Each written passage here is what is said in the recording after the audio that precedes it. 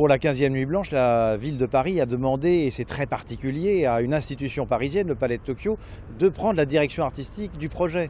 Et donc, tout est anormal dans cette Nuit Blanche. Les œuvres se suivent les unes les autres, elles racontent une histoire. C'est une institution et non pas une personne qui s'occupe des artistes. Et c'est une Nuit Blanche qui est consacrée à une seule chose au fond, c'est à l'émotion partagée. Les visiteurs de Paris qui vont passer quelques-uns par la gare de Lyon une semaine auparavant verront un étrange mât dressé de 22 mètres de haut, dressé sur l'esplanade devant la gare de Lyon, au sommet duquel se trouve un personnage qui vit là jour et nuit et qui guette l'arrivée du polyphile. Le polyphile, c'est le super-héros de la Nuit Blanche de cette année. C'est un personnage qui a rêvé et dans son rêve, il a vu Polya, une nymphe, qu'il a décidé de poursuivre malgré les épreuves.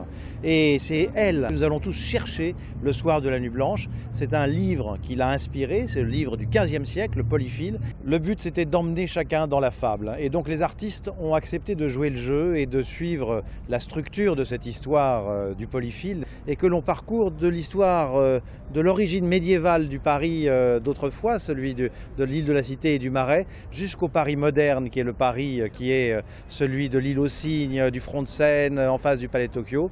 Et nous allons jusqu'au Paris de l'avenir, qui est le Grand Paris. Quand nous nous rassemblerons derrière l'hôtel de ville, rue Lobeau, on verra sur la façade de l'hôtel de ville apparaître les 1000 visages de la nymphe Polya. Pour certains, ça sera une vieille dame, pour d'autres une jeune fille, pour d'autres un jeune homme. C'est la personne que l'on cherche, c'est tous les désirs qui nous font aller vers l'autre.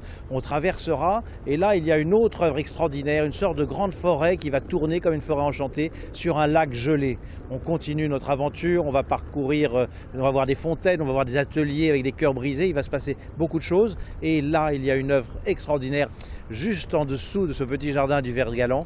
Il y a un immense vortex qui va se creuser dans la Seine, qui est un hommage d'Anish Kapoor au poète disparu. Vous savez, à l'instant où je vous parle, nous sommes sur la passerelle des Arts et sous cette passerelle des Arts, il y a des nymphes qui habitent. Et l'artiste Oliver Baer va les faire entendre. Il a disposé des organisations sonores, des dispositifs techniques pour faire entendre le bruit des mondes de dessous l'eau.